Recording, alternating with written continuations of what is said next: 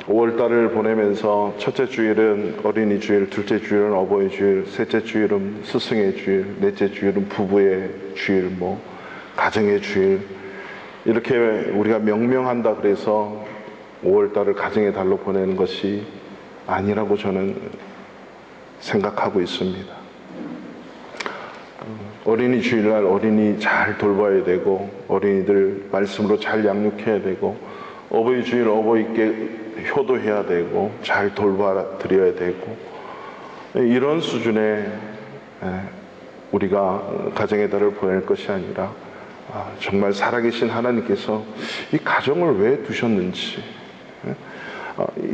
이것에 대한 고민들이 우리 믿는 자 교회에서 일어나지 않으면, 가정이 변화되면 세상이 변화되고, 세상이 변화되면 나라와 민족과 사회가 변화되는 그것을 맛볼 수 있는데, 그 맛을 아직 못 본다는 것은 이 가정에 분명한 뭔가가 잘못되어져 가고 있다는 인식. 성경적 가정, 오늘 두 번째 시간 하나님의 뜻대로, 이 말씀 앞에 우리가 한번 어떤 마음을 가지고 이 5월에 그리고 주어진 주일들, 시간들을 보내야 되는지요. 하나님의 뜻대로, 그러면 그 하나님의 뜻, 그러면 하나님의 의지, 하나님의 소원, 하나님의 원대로, 하나님의 마음대로, 이런 의미가 있죠. 더 깊이 가면 하나님의 목적이라고 하는 그 단어가 있어요. 하나님이 왜 나를 만드시고 왜 가정을 창조하시고 만드셨는가. 설교를 준비하면서 드는 생각은요, 이 땅의 모든 사람들이 다 가정이 있기 때문에 이 땅에 태어났고 살아가잖아요. 모든 사람이 원하는 것은 우리 모든 가정이 다 복받기를 원한다는 거예요. 맞아요? 행복하기를 원해요. 맞아요? 아멘. 별로 건강하기를 원하고 평안하기를 원하고, 모든 가정이 다 그런 소원이 있다는 것입니다. 그러면 그 이전에 우리가 생각해야 될 것은, 과연 이 가정이 하나님의 평안과 하나님의 축복과 행복과 건강하기를 원하는데, 그 하나님의 뜻에 맞는 성경적인 가정을 원하고 있는가라고 하는 문제입니다. 이 문제를 질문을 해봐야 돼요. 나는 과연 성경적 가정을 원하는가? 내가 원하는 가정을 원하고 있는가? 우리 부부가 원하는 가정을 원하고 있는가? 라는 질문을 해봐야 되는 거죠. 마치 내가 기도해야 될 이유를 많이 알고 기도해야만 되는데 기도에 자리에 오지 못하고 기도하지 못해요. 왜일까요? 이 질문부터 해봐야 됩니다. 성경적 가정이라고 하면서 성경에 기준하고 성경에 입각하고 성경의 원리에 맞지 않게 성경적 가정을 이룰 수 없지 않습니까? 그러면 성경이 무엇을 말하고 있는지 알아야만 돼요. 성경을 알고 성경을 배워야만 성경을 통해서 그 가정을 만들고 세워 나갈 수 있다라고 하는 것입니다. 그것을 잘 모르거나 잘못 알면, 잘못 적용하면 곁길로 빠져나갈 수밖에 없다는 거죠. 그래서 스스로에게 오늘 이 시간에는 좀 질문했으면 좋겠어요. 내가 과연 성경 알기를 원하고 있는가? 그리고 성경적인 가정을 원하고 있는가? 그리고 그 성경을 내 삶에, 우리 가정에 잘 적용하고 있는가라고 하는 질문이죠. 언젠가 말씀드렸습니다.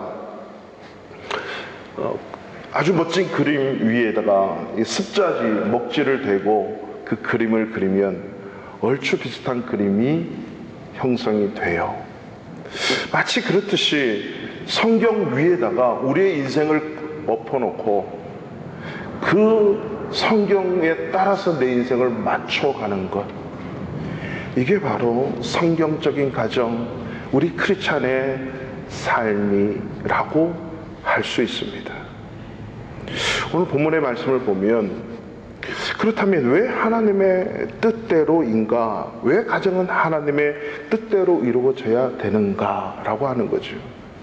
그 첫 번째 이유는, 우리의 가정은 하나님께서 직접 디자인해서 직접 만드셨기 때문이라고 하는 사실입니다.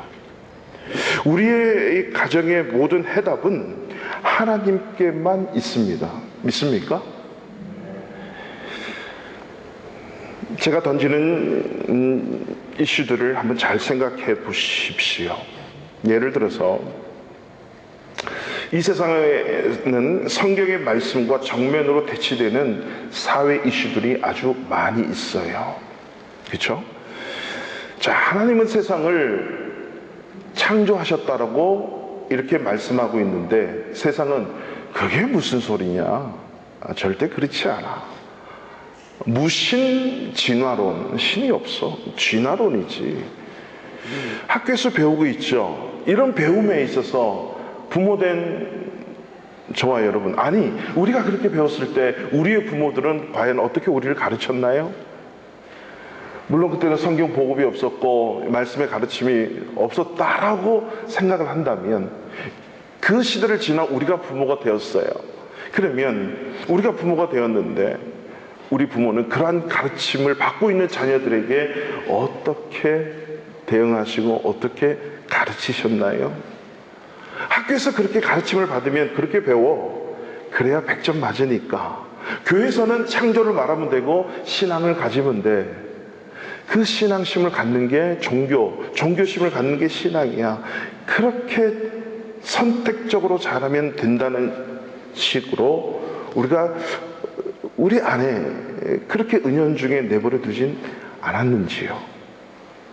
과연 신앙이라고 하는 것과 과학이라고 하는 것이 충돌하는 것입니까? 그렇게 생각하십니까? 그렇게 하나님께서 과학과 신앙에 충돌되도록 성경에서 그렇게 표현하고 묘사하셨나요?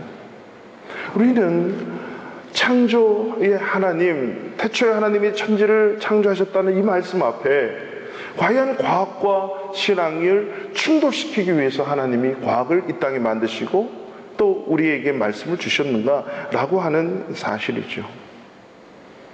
최근에 나온 책 중에 하나님을 믿는 서울대 과학자들이라고 하는 책 제목이 있어요.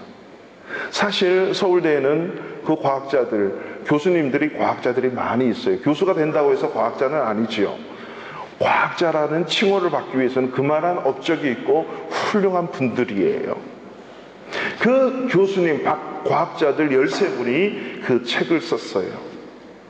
이분들이 인생을 살아가다 보니까 많은 공부를 하다 보니까 분명히 우리 대한민국이라고 하는 이 나라는 이 건국에 수많은 기독교 사상과 기독교인들 그리고 성경적인 가치에 의해서 우리 대한민국이 건국이 됐다는 이 사실들, 이 역량이 어마어마하게 있는데도 하나님 존재와 성경에 대해서는 학교에서 가르치고 있지 않다는 거예요. 하나님의 존재에 대해서, 성경에 대해서 이런 현실 속에서 과학 속에서 배우는 그 지식으로 이 세상을 우리 인간이 살아간다. 보니까 아닌 거예요. 연구를 해봤어요. 도저히 아닌 거예요. 그래서 크리스찬들이라도 학교에 다니고 세상을 살면서 믿음이 흔들려요. 무엇을 믿어야 될까? 진화론일까? 아니면 교회에서 말하는 하나님이 세상을 창조했다라는 창조론일까? 과학을 선택하자니 신앙이 걸리고 신앙을 선택하자니 과학이 너무 좋고 그렇다면 과연 충돌하는 것일까? 라고 하는 이 질문에 이 하나님을 믿는 서울대 과학자들의 고민은요 딱 한 대답이에요. 진정한 과학자로서의 올바른 태도가 뭔가? 그것은 하나님이 이 세상을 창조하셨다라고 믿는 것부터 시작된다라고 하는 거예요. 그러면서 하는 말이 우리가 과학을 궁극적으로 하는 이유, 우리가 과학을 하는 궁극적인 이유는 하나님이 창조하신 세계를 연구하고 공부하기 위해서 과학을 한다는 거예요. 그러면서 이 공부를 하고 연구를 하면서 하나님이 창조하신 이 세상이 얼마나 아름답고 얼마나 오묘한 질서와 공존으로 존재하는지 이것을 발견할 때 하나님의 능력에 대해 찬송하지 않을 수 없고 감탄하지 않을 수 없는 삶을 살아갈 수 있다는 거예요. 오늘 마치 나에게 다가온 한 여인을 보면서 와, 내 살 중에 살이고 내 뼈 중에 뼈로구나, 이렇게 고백받고 결혼하신 여자분들이 있으면 어서 해보세요. 다들 너무 묵묵하시는데 하나님께서 만들어 놓은 이 세상을 보면서 감탄하고 경이롭게 그것을 표현하면서 살 수 있는 그것은 이 서울대 과학자들 뿐이겠습니까? 우리가 하나님을 똑바로 알고 성경을 똑바로 안다면 이렇게 감탄하지 않을 수 없을 것입니다. 그래서 이분들이 이 세계의 모든 것은 하나님에 의해서 창조되었음을 선언하는 거죠. 그리고 히브리서 3장 4절에 보면 집마다 지은 이가 있으니 만물을 지으신 이는 하나님이시니라. 이 교회를, 이 예배당을 지은 여러분이 살고 있는 그 집도 숱한 설계 도면에 있어서 철저하게 맨날 며칠을 설계하고 그 설계서를 그린 그것을 보고 만든 사람이 있잖아요. 하물며 그 집보다도 오묘하고 교묘하고 복잡 다양한 이 인간의 인체를 우연히 생겼다고요. 상식적으로 생각을 해보세요. 자녀들에게 가르칠 때 자녀들아, 엄마 아빠를 보면서 너희들은 원인율을 생각해야 돼. 더 쉽게 원숭이를 볼 수 있어야 돼. 원숭이를 보면서 단세포 식물을, 단세포 세포를 볼 수 있어야 돼 라고 가르치는 부모가 어디에 있습니까? 그렇게 가르치지 않아요. 그러면서도 우리는 하나님이 창조하셨다는 이 사실 앞에 감탄하지 못하고 인정하지 못하고 선포하지 못한 이유가 무엇일까요? 두 번째로 좀 생각해야 될 것은요, 어제 그저께 뉴스에 대만에서는 아시아 최초로 동성애 결혼을 합법화했다라고 선포했습니다. 2년 전 5월 달에 대만의 헌법재판소에서 국회에 던진 질문은 숙제가 있었어요. 동성애 결혼 합법화를 위해서 상고해봐라. 2년의 유예기간을 주겠다. 그 2년 후 어제 그저께 대만에서 우리는 아시아에서 최초로 동성애 결혼을 합법화했다라고 폭죽을 터뜨리고 잔을 올렸습니다. 여러분 어떻게 생각하세요? 이미 미국에서는 she, he, he 있죠? 그 대신해서 jet-e로 표현을 하고 있답니다. 그 성이 하나 더 생겼어요. 서유럽 국가 중에 여러 국가들은 이 동성 커플이 대리모로 아이를 얻을 수가 있답니다. 그리고 엄마, 아빠라는 칭호를 금지시키고 있어요. 그래서 부모 1, 부모 2, 부모 1, 부모 2 이래야 돼요. 우리 하선이가 아빠가 기도를 하는데 그 목소리를 듣고 아빠 그러잖아요. 잘못된 거예요. 그들의 이론으로는 아빠 2 아니면 아빠 1 이래야 되는 거죠. 지금 세상이 이렇게 흘러가고 있다니까요. 이러한 세상 속에서 우리가 살아가고 있어요. 세 번째로 한번 생각해 보실래요? 한국을 자주 오가시는 분들 혹시 보셨는지 모르겠습니다. 한국 지하철이나 사람이 많이 지나다니는 장소에 보면요, 광고 문구가 많이 보일 거예요. 저도 한번 봤습니다. 심각했어요. 이혼 전문가 변호사 누구. 그러니까 이 변호사의 그 전문적인 일은 뭐냐면 이혼을 전문으로 해요. 결혼 생활을 끝내는데 필요한 도움을 전문적으로 주는 변호사가 점점 많아지고 있다는 것을 우리가 알 수 있지.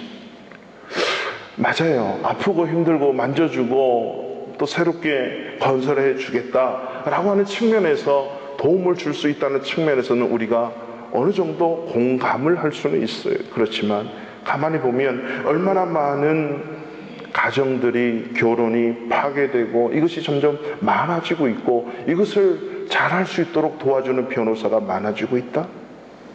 결혼에 대한 이 정의조차도 시대의 흐름과 문화에 따라서 정의되고 급변하고 있고, 이 결혼에 대해서 부정적인 가치관을 갖고 있는 젊은이들이 너무 많이 있어요. 그래서 우리가 항상 뭐 표기할 때 보면 결혼란에 미혼이냐 기혼이냐 하나 더 있다고 하죠. 요즘에 비혼이냐, 결혼 자체를 인정하지 않는 거예요. 나는 결혼 안 하겠다라고 하는 거죠. 그렇다면 여러분, 결혼이라고 하는 것, 가정이라고 하는 것이 우리의 삶에 엄청난 영향력을 미치고 있는데, 우리는 누구의 말을 듣고 도움을 얻어야 될까요? 우리 부부가 문제가 있어요. 우리 가정에 뭔가 좀 잘 돼야 되는데 우리 가정에 이런 문제가 있어요. 부모님들에게 가서 조언을 구하겠습니까? 친구들, 결혼 상담가들, 이혼 전문 변호사, 결혼해서 잘 살고 있는 사람들에게 찾아가면 될까요? 아니, 결혼에 실패한 사람들에게 찾아가면 될까요? 결혼을 5번 하신 분을 봤어요. 그 응이 그 어미더라 이러더라고요. 5번 한 사람이 정식으로 5번 한 거예요. 정식으로. 동거하고 헤어진 거는 또 수도 없이 많대요. 누구에게 가서 결혼에 대한 조언을 우리가 얻어야 됩니까? 결혼과 가정에 대해 정의해 줄 수 있는 절대적인 권한을 가지신 분이 하나님뿐임을 믿습니까? 말할 것도 없이 이 절대적 권한을 가지신 분은 유일하신 한 분밖에 없어요. 하나님이에요. 하나님께서 이 결혼을 창조하셨고 만드셨고, 이 가정을 직접 디자인해서 만드셨다라고 하는 거죠. 하나님께서는 모든 만물을 창조하신 후에 오늘 본문에 보니까 남자가 있는데, 아담이 있는데 혼자 있는 것이 좋지 않게 보였다는 거예요. 자, 우리는 이 본문을 보면서 하나님께서 인간을 그냥 아담과 아담과 하와 이렇게 만드시지 않으시고, 아담을 만들고 나중에 보시고 혼자 있는 것이 좋지 않아서 다시 여자를 지었기 때문에 불완전한 창조를 하지 않았느냐라고 또 이렇게 얘기해요. 성경을 어디에 읽어봐도 그러지 않는데, 창세기는 언제 쓰여졌냐면 창세기 당시에 쓰여진 것이 아니라 지금으로부터 3,500년 전에 모세가 자기의 생명을 다하는 그 시점에서 하나님의 계시를 받고 하나님의 감동을 받아서 창세기 1장 1절부터 써내려가기 시작한 거예요. 하나님이 모세를 통해서 모세의 오경을 쓰게 하신 것입니다. 그러면 창조 이후에 숱한 시간이 흐른 다음에 하나님께서는 모세를 선택해서 성령의 감동으로, 하나님의 감동으로 이 성경을 쓰게 하신 그 이유는, 첫 번째는 모든 역사 속에 선택적으로 성경이 기록되었는데 왜 이렇게 선택적으로 기록을 하셨는가? 이 기록하신 하나님의 의도와 목적이 있다는 거죠. 하나님께서 그렇게 창조하실 때 남자를 그렇게 창조하시고 여자를 그렇게 창조하신 이유가 있다는 거죠. 하나님만의 목적이 있기 때문에 그렇게 창조하셨음을 가르쳐 주시기를 원하는 거예요, 우리에게. 그리고 하나님이 바로 또 만드시지 않으셨어요. 혼자 사는 것이 좋지 아니하니 내가 그를 위하여 돕는 배필을 짓겠다 해놓고는 19절 말씀에 보면 여호와 하나님이 흙으로 각종 들짐승과 공중의 각종 새를 지으시고 아담이 무엇이라고 이름을 짓는지 보시는 거예요. 아담, 네가 한번 지어볼래? 보세요. 그리고 수많은 각종 생물들을 아담 앞으로 이끌어와요. 그게 모든 사자, 말, 이게 뭐해서 개, 돼지, 말 이러면서 다 이름을 짓죠. 물론 한국말로 짓는지는 모르겠어요. 히브리 말로 그렇게 적혀 있기 때문에. 그렇게 쫙 다 짓고 난 이후에 보니까 20절에 보니까 모든 짐승에게 이름을 주니라 하고 아담이 돕는 배필이 없으므로 여호와께서 아담을 깊이 잠들게 하신 거예요. 여러분, 바로 하나님께서 아담에게 하와를 그저 그렇게 먼저 주지 않고 먼저 생물들, 모든 동물들의 이름을 다 짓게 만들어요. 그런 다음에 하와의 필요성을 깨닫게 해서 하와를 주시게 되는 거예요. 하나님의 의도하신 그 뜻이 있다라고 하는 것이죠. 갑자기 동물을 창조하시고 그 이름을 다 짓는 걸 보신 후에, 그 이후에 이 여자 하와를 하나님이 주셨어요. 무엇을 보게 하냐면 아담으로 하여금 이 모든 생물들을 창조자는 바로 하나님임을 알도록 하는 거예요. 그리고 너와 함께하는 이 여인 또한 내가 지었다라는 사실을 알려주시기를 원하는 거예요. 남자 여러분, 결혼하신 남자 여러분, 옆에 있는 아내는요, 하나님이 창조해가지고 만들어서 나에게 데리고 오셨어요. 그리고 내가 보고, 와, 내 뼈 중에 뼈요, 살 중에 살이구나 라고 하면서 받아들인 자가 옆에 앉아있는 내 아내예요. 남편들 맞지요?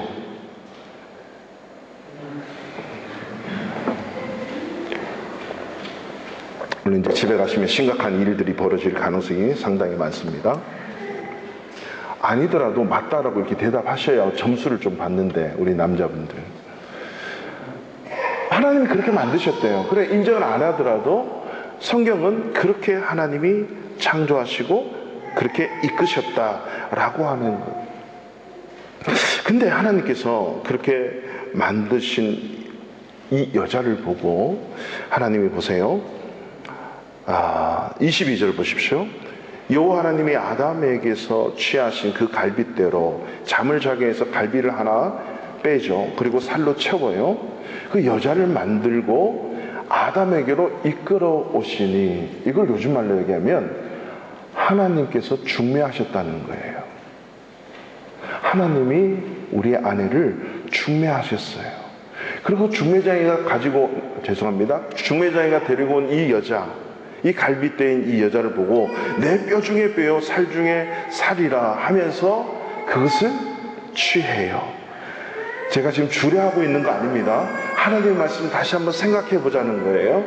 자, 그렇게 하면서 이 아담이 이 동물에게 소, 개, 돼지, 말 이렇게 이름을 붙이듯이 이 여자, 이 갈비뼈에게 뭐라고 이름을 붙이냐면 여자라고 이름을 붙여요.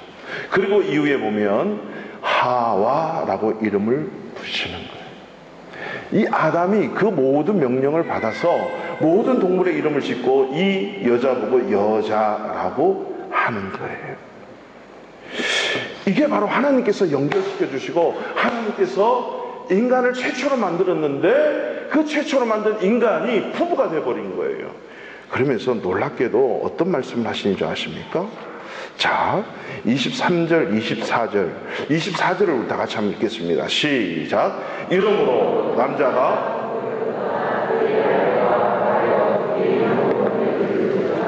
아멘. 저도 주례를 할 때 이 성경 구절을 정말 주례를 했습니다. 제가 결혼할 때도 주례하신 목사님이 이 성경을 가지고 주례를 하셨어요. 이 주례사로 많이 말씀이 이루어지는데, 여러분 잘 보세요. 이러므로 남자가 부모를 떠나 그의 아내와 합하여. 자, 아담의 부모가 누굽니까? 아담의 부모가 없잖아요. 근데 하나님이 부모를 떠나 이 표현을 쓰셨어요. 이 아담의 진정한 부모는요, 하나님 아버지라고 하는 거죠. 믿습니까? 하나님을 떠난다는 말은, 하나님을 떠난다, 이게 떠나버린다는 이 의미는 그게 아니라 하나님 앞에 그런 독립적으로 하나님을 닮아, 이런 의미예요. 하나님을 닮아. 그의 아내와 합하여 둘이 한 몸을 이루는 거예요. 하나님께서 명령하신 게 내 부모를 떠나라, 부모를 닮아라, 그리고 그의 아내와 합하라, 그리고 한 몸을 이루라. 이게 명령이에요. 이 명령을 받아든 오늘날 저와 여러분들이 부모를 보면서, 그래, 나는 우리 부모, 저 부모대로 우리의 가정, 나의 아내와 결혼 생활할 거야, 이런 부모 있으시죠? 그 부모가 바로 나를 만드신 하나님을 의미하는 거예요. 이것을 만드신 예수님이 언제 오시죠? 2000년 전에 성자 하나님 예수 그리스도로 이 땅에 오셔서 마태복음 19장에 이렇게 말씀하십니다. 그 아내에 대해서 바리새인과 서기관들이 예수님을 시험하려고 와서 질문을 할 때에 예수님이 그렇게 말씀하시죠. 마태복음 19장 4절에 보면, 사람을 지으시니가 본래 그들을 남자와 여자로 지으시고, 하나님이 지금 말씀하시는 거죠. 말씀하시기를, 그러므로 사람이 그 부모를 떠나서, 여기서 부모를 떠나서 여기서 부모를 떠나서 예수님이 이 땅에 오셔가지고 창조하신 그 하나님의 창조의 말씀 그대로를 인용하셔서 그대로 말씀하시는 거예요. 이 하나님의 말씀은 주님이 다시 오는 그 순간까지도 변함없는 살아계신 하나님의 말씀이라고 하는 거죠. 그래서 너희가 부모를 떠나서 아내에게 합하여 그 둘이 한 몸이 될지니라 하신 것을 읽어보지 못하였느냐?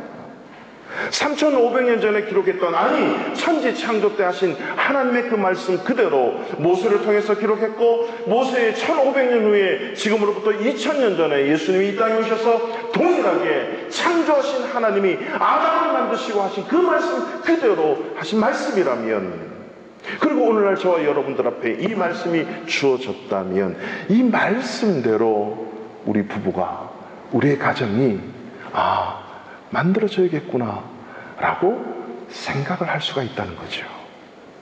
동의하십니까?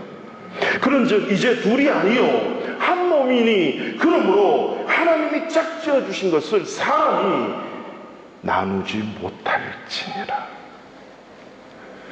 세상의 방법과 하나님의 방법이 다른 게 있어요. 결혼 전문가, 결혼 상담 전문가, 이혼 상담 전문가, 그리고 가정 상담 전문. 이게 하나님과 세상의 방법이 좀 달라요. 제가 상담학을 공부하는데요, 일반 상담학을 공부하는데 상담사들이 얘기를 해요. 아내와 남편, 우리나라도 이혼 조정이 있어서 생각해보고 어떻게 해서 이혼하지 말게 하잖아요. 그렇게 하다가 맨 마지막에 가서 그래도 안 되면 합법적으로 이혼을 하도록 도와줘요. 이게 세상 상담이에요.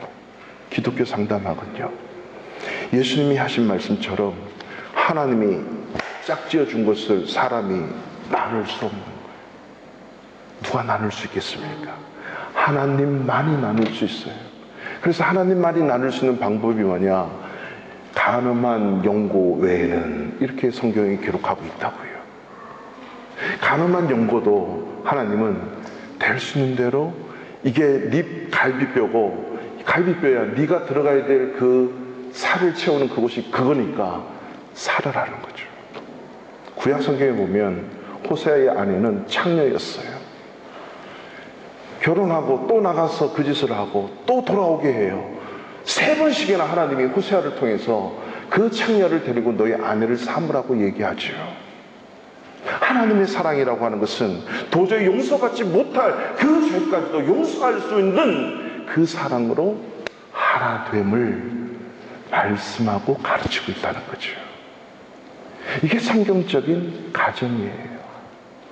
도저히 용서받지 못할 죄가 용서받는 것이 가정이라고 하는 거예요. 그 가정에서 용서함을 받고, 그 가정에서 그런 하나님의 사랑을, 절대적인 사랑을 깨달았을 때 그들이 세상에 가서 하는 것은 바로 하나님의 사랑을 드러내고 나타내는 일이라고 하는 거죠. 지난 시간에 제가 그런 말씀을 드렸어요. 사랑은 마주보는 것이 아니라 한 방향을 보는 것이다. 여러분, 그 한 방향이 어디입니까? 바로 살아계신 하나님, 그거예요. 그래서 하나님께서 남자를 부르고 여자를 불러서 서로 한 몸을 이루게 하신 다음에 하나님을 바라보도록 하신 거예요. 이 둘이 선악과를 바라봤을 때는 도저히 돌이킬 수 없는 죄로 빠져버린 거예요.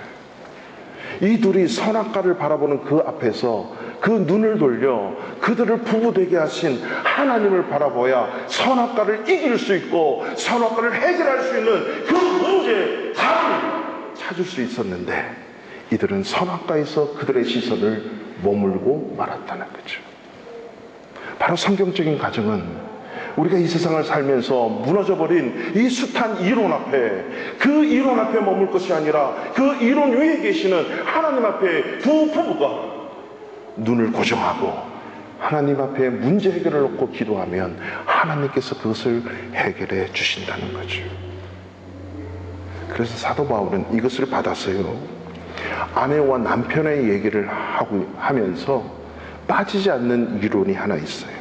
에베소서 5장에도 보면요, 너희가 그리스도를 경외함으로 피차 복종하라 말씀하시면서 아내들이여 자기 남편에게 복종하기를 주께 하듯 하라. 이는 남편이 아내의 머리됨이 그리스도께서 교회의 머리됨과 같으니 라고 말씀하십니다. 그러므로 교회가 그리스도에게 하듯이 아내들도 범사에 자기 남편에게 복종하라. 이 복종이 단어가 좀 여러분에게 많이 거슬리십니까? 그 진정한 의미를 모르면 거스릅니다. 이것을 오늘 제가 말씀드리려고 하는 것이 아니기 때문에 그 5장 25절에 보면 남편들에게 이렇게 합니다. 남편들아 아내 사랑하기를 그리스도께서 교회를 사랑하시고 그 교회를 위하여 자신을 주심같이 하라.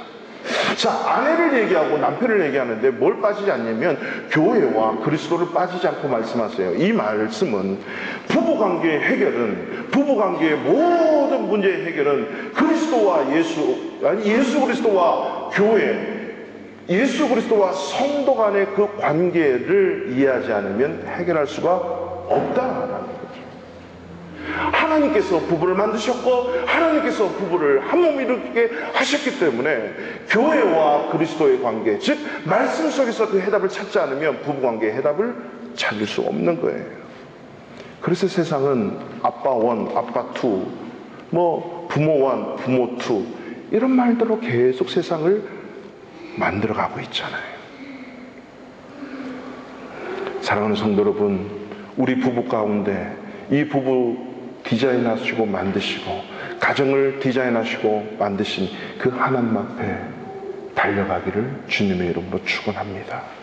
그 하나님만이 우리 부부 문제, 가정의 모든 문제를 해결할 수 있음을 믿는 것, 이것이 성경적인 가정을 만들어가는 것입니다.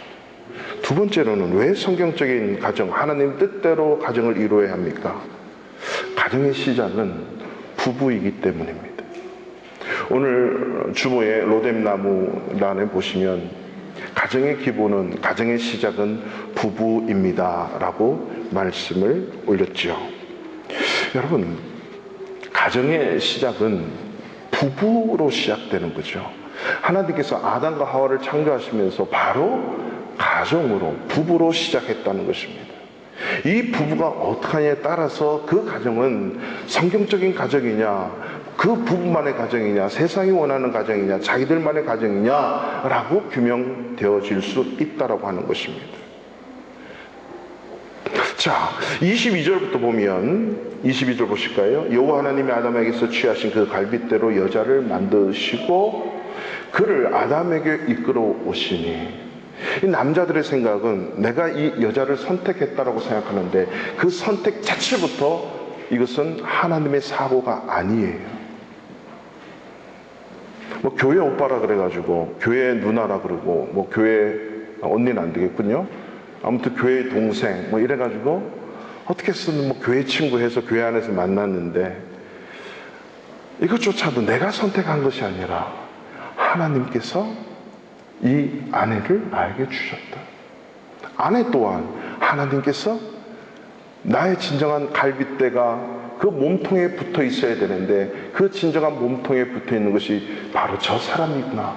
아, 하나님이 짝지어 주셨구나 라고 하는 이 믿음과 확신, 이거부터 시작해야 건강한 부부가 될 수 있다라고 하는 거죠. 자, 부부가 혹시 옆에 앉았다면 그렇게 한번 고백해 볼게요. 오늘 부부 안 오신 분은 뭐 이렇게 수지 맞았다 이렇게 생각하시면 안 돼요. 그렇게 합니다. 당신은 하나님께서 보내주신 아내입니다, 남편입니다. 이렇게 한번 고백해 볼까요? 시작.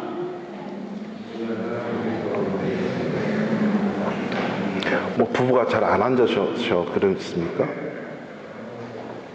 없어도 있는 것처럼 해서 보이는 것처럼 해가지고 한 고백을 한번 해보는 거죠. 자, 서로 당신은 하나님께서 주신 내 남편, 하나님께서 주신 내 아내입니다.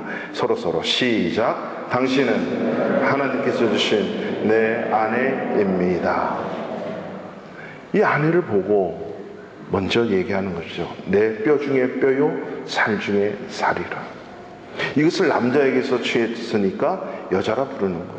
이러므로 남자가 부모를 떠나서, 잘 보세요, 그의 아내와 합하여 둘이 한 몸이 되는 거예요. 자, 남자와 여자의 진정한 하나됨, 진정한 인간의 완성은요, 부부가 한 몸을 이루는 것부터 시작된다는 거죠. 그러니까 나는 지금 불완전해요. 나는 불완전해. 나는 결혼하기 전에는 100으로 존재했던 사람이면 결혼을 딱 하는 순간 나는 50으로 떨어지고 상대방도 50으로 떨어져서 서로가 한 몸을 이루었을 때 진짜 100으로의 삶을 살 수 있는 것, 이것이 부부라고 하는 거죠. 이게 가정의 시작이라고 하는 것이에요. 자, 하나님께서 여자를 돕는 배필로 삼았다고 했는데 이 영어 성경에는 헬퍼라는 단어를 썼어요. 이 원어로 가만히 가보면 이 원어에 푸뉴마라고 하는 게 있고 파라클레토스라고 하는 성령의 의미가 있어요. 그 의미는 다 헬퍼, 돕는 자를 얘기하는 거예요. 자, 내가 뭐 부족하기 때문에 아내를 나의 부속물처럼 여겨서 내가 못하는 일을 도와주는 자로만 여기는 남편이 있다면 이거는 세상적인 사고방식이에요. 남자는 뭔가 부족해요. 그 부족한 부분을 채워줄 수 있는 분이 아내예요. 여러분, 언제 한번 제가 말씀드렸죠. 남편이 머리라면 이 머리를 움직일 수 있는 아내는 뭐냐면요, 목이에요. 목이 없으면 이 머리는 움직일 수가 없어요. 즉 하나님은 남자가 남자 되기 위해서 돕는 배필은 아내를 만들어 두셨어요. 그러니까 아내는 뭔가 더 풍성하고 더 가졌기 때문에 남편에게 붙여주신 거예요. 남편들이 아내의 말을 하나님 말씀 그 다음으로 잘 들어야 돼요. 이게 성경적인 거예요. 뿐만 아니라 나아가서 아내 또한 남편의 돕는 배필자라면 남편 또한 그 여인의 돕는 배필자예요. 자, 남자들의 갈비뼈가 하나가 적을까요? 여자들의 갈비뼈가 하나가 적을까요? 아니면 똑같을까요? 모르시겠어요? 하나 뺐으니까 작잖아요. 남자들의 갈비뼈가 하나가 작잖아요. 가 아니고 찍어보면 남자나 여자나 갈비뼈 수는 똑같아요. 상징적인 의미죠. 바로 이 남자 또한 여자에게 있어서 돕는 배필이에요. 이 아내가 흙으로 만들어지지 않았지만은 흙에서 나온 재질로 만들어졌기 때문에 이 남자를 알 때 진정한 여자가 될 수 있다는 겁니다. 이것이 진정한 하나됨이고 돕는 배필이라고 하는 거예요. 서로를 통해서 우리의 하나됨을 알고 서로를 통해서 하나님을 하나님됨으로 알 수 있다라고 하는 사실입니다. 이것이 바로 부부가 가져야 되는 성경적인 사고예요. 아내와 합해질 때 진정한 나라고 하는, 남편으로서 합해질 때 진정한 나라고 하는 존재가 완성된다라고 하는 거죠. 그러니까 내 몸이 내 몸이기 때문에 25절에 보면 오늘 기록되지는 않았지만 아담과 그의 아내 두 사람이 벌거벗어서나 부끄러워하지 않네요. 그 이유는요, 한 몸이기 때문에 그래요. 근데 이 한 몸이 선악과를 바라보고 그 시선을 하나님을 향하지 않을 때 엄청난 죄의 대가로 빠져들게 되는 거예요. 그때서 둘로 갈라져요. 그리고 서로를 보고 부끄러움을 느끼기 시작하는 거예요. 왜? 하나가 되지 못했기 때문에. 이 하나됨을 회복할 수 있는 것은, 서로가 벗어도 부끄럽지 않을 수 있는 것은 선악과의 시선에서 하나님께로 우리의 시선을 돌리는 거예요. 무너진 부부, 무너진 가정을 회복시킬 수 있는 것은 하나님의 말씀 외에는 없음을 여러분 믿으시기 바랍니다. 이것이 바로 성경에서 우리에게 말씀해 주고 계시는 하나님의 정의예요. 사랑하는 성도 여러분, 우리 가정을 하나님께서 만드셨다라고 하는 것은 하나님만이 우리의 가정을 돌보시고 우리의 가정을 세울 수 있다라고 하는 거죠. 성경을 떠나면 해답이 없어요. 자, 삼성 스마트폰과 LG 스마트폰이 고장나면 삼성은 삼성으로 가야 돼요. LG 스마트폰은 LG 스마트폰 AS 센터로 가야 돼요. 혹 모르고 딴 데 갈 수 있어요. 그러나 완벽하게 고칠 수는 없어요. 어느 정도 흉내는 낼 수 있어요. 이 세상에 사는 모든 전문가들이 가정이 이렇고 부부가 이렇고 사람이 이렇고 라고 흉내는 낼 수 있지만 그 또한 부족한 인간이에요. 우리의 인간, 우리의 가정, 그것을 만드신 하나님께로 나아가야 진정한 애프터 서비스를 받을 수 있다는 사실을 잊지 맙시다.